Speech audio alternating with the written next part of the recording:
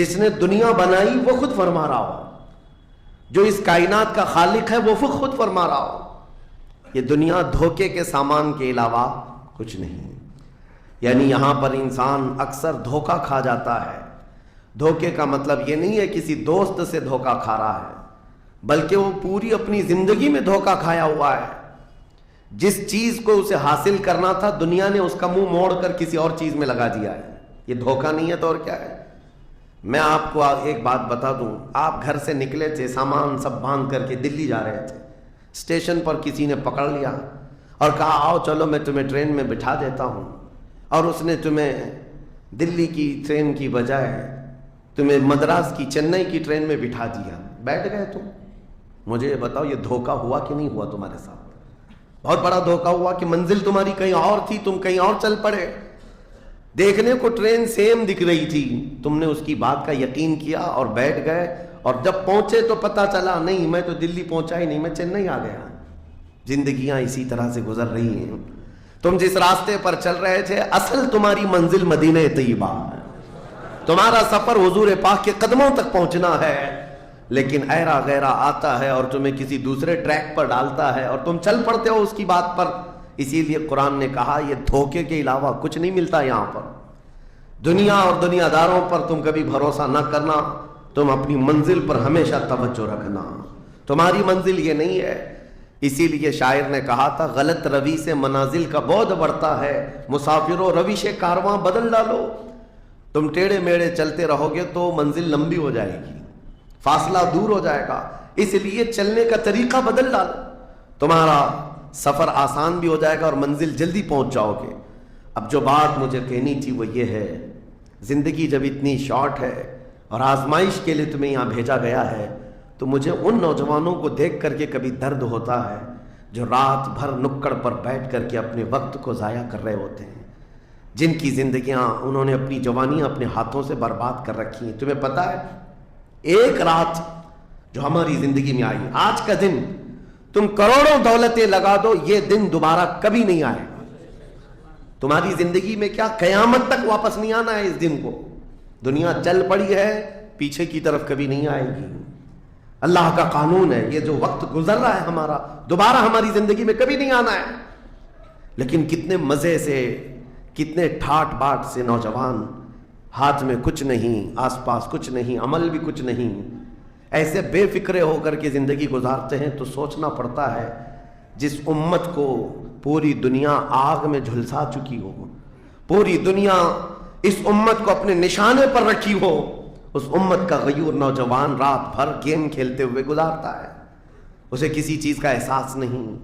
مجھے بتاؤ کیا ہماری کیفیتیں ایسی نہیں ہو گئی ہیں جیسے برائلر چکن ہوتے ہیں، فارم مرغیاں ہوتی ہیں، ان مرغیوں میں سے قصاب کسی کو بھی پکڑتا ہے کاٹتا ہے، دوسری مرغیاں تو چرنے میں مصروف رہتی ہیں، کوئی آواز نہیں ان کی۔ ایک مرغی کٹی، دوسری مرغی کٹی، وہ کٹتی چلی جاتی ہیں، باقی مرغیوں کو کسی چیز کا احساس نہیں۔ کیا یہ زندگی گزارنے کے ایسی طریقے نہیں ہو گئے آج؟ ہمیں روز اٹھنے کے بعد ایک نیوز پہنچائی جاتی ہے کہ تمہیں کاٹا گیا، تمہیں مارا گیا۔ نہ جانے ہم کتنی مسجدوں کے مینار گرتے ہوئے دیکھ رہے ہیں، کتنے اولیاء کاملین کے مزارات کو جلا کر خاک کرتے ہوئے دکھائے جا رہے ہیں۔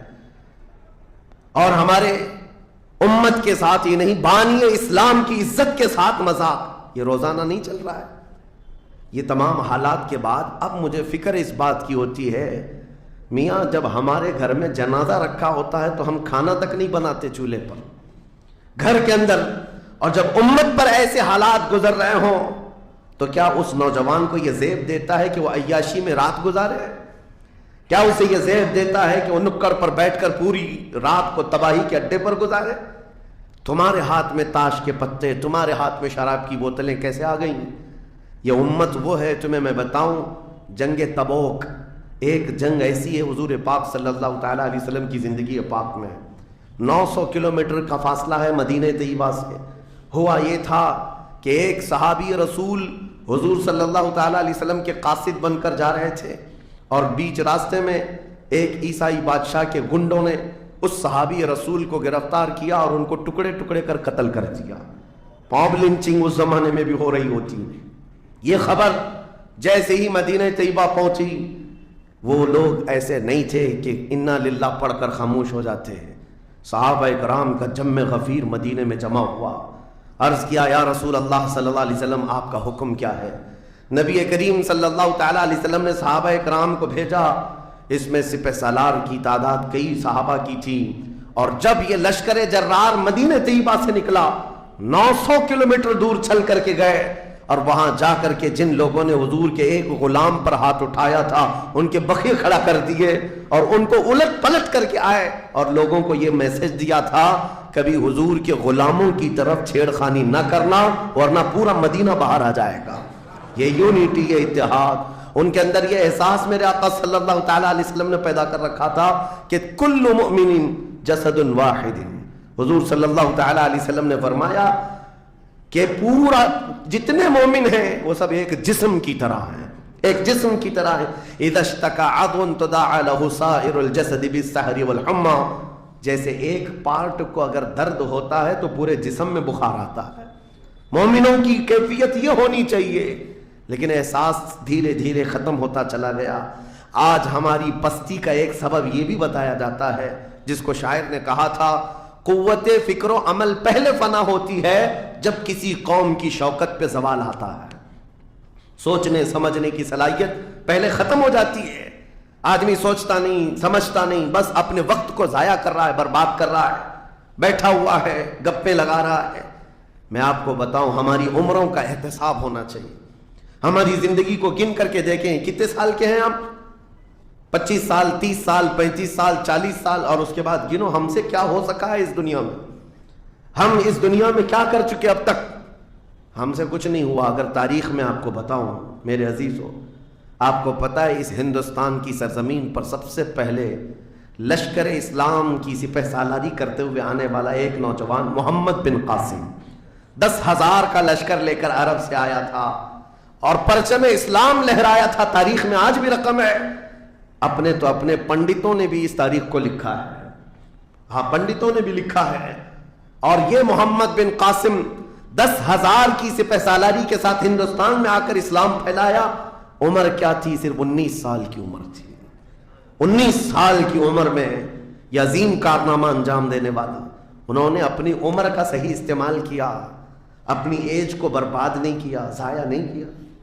طارق بن زیاد جس کا یورپ بھی قائل ہے، جبل الطارق آج بھی ایک مقام ہے یورپ میں جس کو جبرالٹر کہا جاتا ہے. یہ حضرت طارق بن زیاد کے نام سے ہے. یہ پہلا سپہ سالار ہے جس نے پوری دنیا کے سامنے وہ عزم پیش کیا تھا. یورپ کی سرزمین پر جب کشتیاں لے کر پہنچے تھے یہ مومنین کی تعداد، وہ طارق بن زیاد ہی ہے جس نے پوری کشتیوں کو آگ لگا دیا تھا. کہا تھا کہ ہم پیچھے مڑ کر جانے والوں میں سے نہیں ہیں. جتنے ساتھ آئے تھے سمندر پار کر کے، کشتیوں کا سفر تھا، کشتیاں لکڑی کی بنی ہوئی، آگ لگا دیا اور کہا اب اس عزم کے ساتھ اترو، یا تو ہماری قبر بنے گی یا تو ہمارا جھنڈا لہرائے گا. میرے عزیزو، عمر 22 سال کی تھی طارق بن زیاد. اور ایک دو نہیں، میں تمہارے سامنے مثالیں رکھوں. ہندوستان کی سرزمین پر ایک ولی کامل کی آپ کو میں تاریخ اگر بتاؤں، جو سرکار سیدنا غریب نواز رضی اللہ تعالیٰ عنہ سے بھی 200 سال پہلے اس ہندوستان کی سرزمین پر تشریف لائے اور اسلام کی خاطر لڑتے لڑتے شہید بھی ہو گئے، اور جن کا لقب سلطان الاولیاء ہے سیدنا سالار مسعود غازی رحمۃ اللہ علیہ. ان کے متعلق یہ فرمایا گیا وہ سلطان الاولیاء ہے ہندوستان کے، اولیاء اکرام کے بادشاہ کی حیثیت ہے. سرکار غریب نواز سے بھی پہلے آئے، لیکن ان کی عمر ان کی شہادت کے وقت 19 سال کی تھی. صرف 19 سال کی عمر میں وہ مقام عظیم پا لیا. ہماری تو زندگی کی عمریں پتہ نہیں کتنی چلی گئیں اور ہم میں سے کوئی کارنامہ نہ ہو سکا. کارنامہ نہ صحیح، زندگی گزارنے کا سلیقہ بھی نہیں آ سکا. کارنامے نہ ہو تو الگ بات ہے، لیکن مسلمان تو بن جاتا کوئی.